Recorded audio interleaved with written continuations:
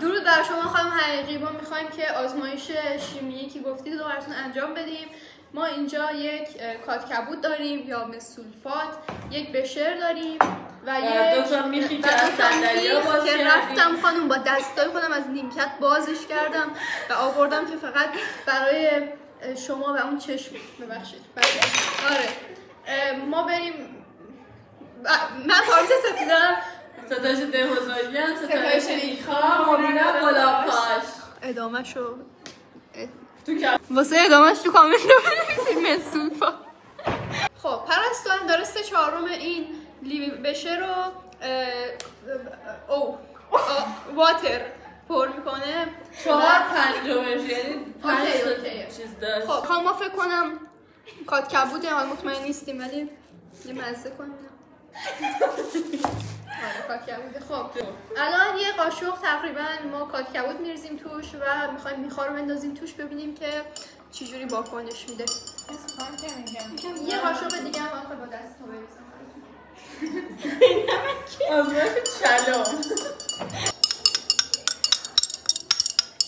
شما نظرتون چه در مورد این آزمایش؟ به نظرت میخا رو بندازیم توش چه واکنشی نشون میده؟ میخواد زنگ بزنه. حالا باید ما میخوامون رو میندازیم توش ببینیم چی میشه. حالا 20 خب ببینیم که چی میشه. من اونوری میگیرم دوربینو که ببینیم قشنگ دقیق چی میشه. خب ما الان اینو میذاریم یه 10 دقیقه دیگه اینا میایم بهش سر میزنیم و فیلم احتمالاً سبز شده تا احتمالاً تماشاست که تا موقع سبز شده علف زیر پای ماه. خب ما اینو همینجوری اینجا میذاریم یه 10 دقیقه دیگه برمیگردیم ببینیم که چه اتفاقی الان رسوم میده. الان آبیه ببینم چه رنگی میشه. ادامه آزمایش تو کفش. 20 minutes later. ها نگاه کنید این میخه رسوب داده. نگاه بذار همینش بزنم. معلومه. نگاه چی گفتم زنگ اینا نگاه اینجوری شده.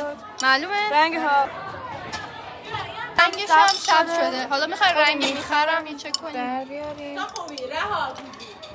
زنگ زده قرمز قهوه‌ای شده. قرمز قهوه‌ای آجوری نه قرمز قهوه‌ای شده. آجوری نه قرمز قهوه‌ای. قرمز خالی نه قهوه خالی نه قرمز قهوه‌ای. اینم رسوباش از یه زاویه دیگه و همین دیگه خانم.